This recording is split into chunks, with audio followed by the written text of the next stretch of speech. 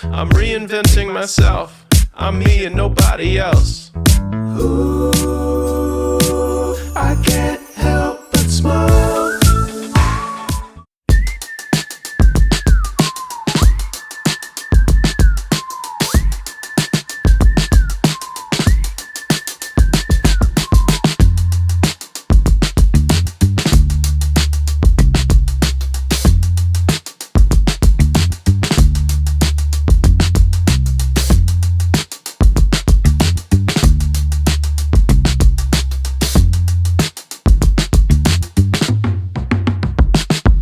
Hello everybody and welcome to another one of these things. The 75 mil from Viltrox is in, and that means we're back on the street, this time in the Yorkville area of the city. That patio back there, Sassafras, very popular for celebrities during the Toronto Film Festival, which is 2 weeks from now. Unfortunately, there wouldn't be anybody back there you'd likely recognize 2 weeks from now because of the SAG-AFTRA strike, which prohibits them from attending the film festival. So no paparazzi photos 2 weeks from now.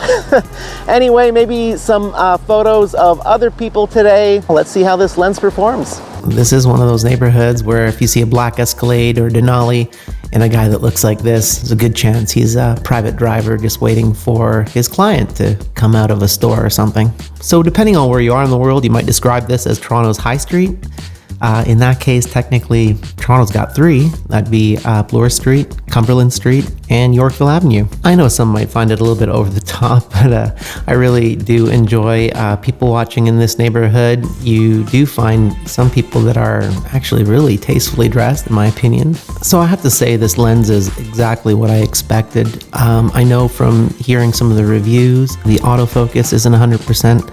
I do agree with that. I think that for the weight of the glass that the motors are moving around, the motors could definitely be a little bit more torquey because I did miss a few shots that I would have loved to have nabbed. Anyway, overall, I'm really impressed with this lens and definitely value for money. So this young lady and her colleague were rolling this rack of clothes down the street, and it would have been an amazing opportunity, but unfortunately it was one of those instances where the autofocus couldn't keep up with me. I was able to get a couple shots. I wish I'd taken a little bit more time with these. So it seems lately whenever I'm out, there's somebody else with the same idea. This crew was doing a commercial shoot. It looks as though they were shooting with an Alexa Mini. Guys, if that's not a rental and you want to lend me your camera, feel free to reach out. So recently I did a video of the portrait lens I just sold, the Sigma 56mm 1.4. This is a photo I would not have been able to accomplish with that. If this isn't an out of focus background, I don't know what is. This is what a 75 at 1.2 is going to get you. The neighborhood has become quite a tourist destination, not just because of the celebrities that hang out there during the film festival, but it's also got pretty rich music history as well. You know, you'd had people like Joni Mitchell and Neil Young. It used to be one of their favorite neighborhoods to hang out in back in the day. So for those who rather drive themselves or ride their motorcycle or whatever, you can imagine a lot of beautiful vehicles. This guy with his Aston Martin in the foreground here, completely ruining my shot. This Ferrari that came up next. Here we go again with the autofocus. I just wanted the emblem. The tap to focus wasn't quite quick enough. I don't know what the hurry was, but this was a good test for the autofocus. I think it was just pure luck that I nailed this one. I really did like the way this girl coordinated the colors in her outfit. I just waited to frame this so I could get that background in there too. Another cyclist here with a very out of focus background.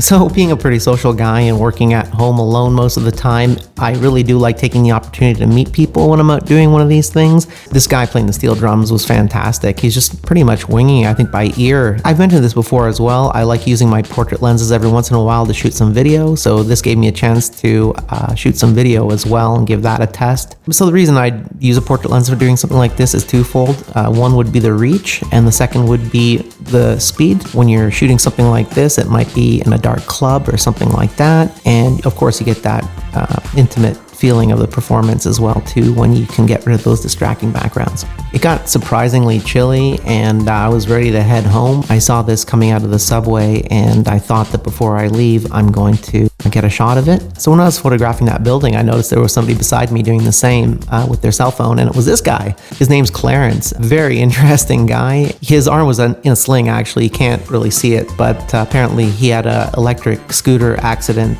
just 3 weeks prior. Unfortunately, he was and is a victim of the residential school system in Canada, hence the hat. He just recently moved back to Toronto 4 months ago. He's Ojibwe and also speaks Cree.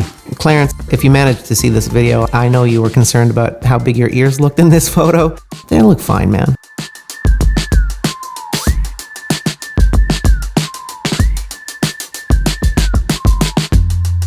Hey there, here we are back again the next day. These things take a while sometimes. Before I make any more comments on this lens, I just wanted to address a couple of the comments on my last video. That last video was me out on the street with my 56mm 1.4 from Sigma. And there were some people that were a little bit concerned that I had plans to sell that lens before giving this one a shot. Now, I don't make any purchase or sales decisions lightly, and I had actually made the decision to sell my 56 before I even made that video. That video did confirm, though, the things that I would have liked to see in a portrait lens, and that is a longer focal length, which is exactly what this gives me. I have experience with a lens that has a longer focal length as my portrait lens because I was using Sony's 85 on a previous APS-C camera that I owned, and I would have liked to have seen something just a little bit wider, and this fit the bill perfectly at 75mm, and that f1.2 doesn't hurt either. So I do not regret a thing. This is a fantastic lens. And as I said on the street, there were some shots in there that I could not have gotten with the 56mm 1.4. Now that is an amazing lens, and anybody that wants to hold on to it, that's fantastic. I mean, as I had said before, as far as its compactness and its lightweight and its autofocus ability over this, it's an amazing lens, and certainly it does the job. But if you really want to knock out those backgrounds and you feel comfortable at a little bit more of a distance, that's your ticket right there. Now, I do concur with the reviewers that commented on the autofocus being a bit slow. As you heard when I was out on the street, there were some shots that I did miss. I didn't quite get critical focus on even some of the ones that I did include in this video. A more torquey autofocus motor would probably help because the glass in this is really heavy and needs a pretty strong motor. Now, the only other little thing I have with this is that this hood could have perhaps been a little bit more snug. I guess it's a little bit loose before it clicks. And this isn't gonna come off. It's just some mental thing. It would have just felt a little bit nicer, that's all. Really nothing to complain about. An amazing, amazing lens. And when you've got critical focus, it is razor sharp. Very, very nice. So as usual, I hope you guys got something out of this one. If so, consider leaving me a thumbs up. If not, that's okay too. If you want to make sure you don't miss any of these, consider subscribing. Turn those notifications on as well. Until next time, keep working to make your chosen idea a reality. Peace.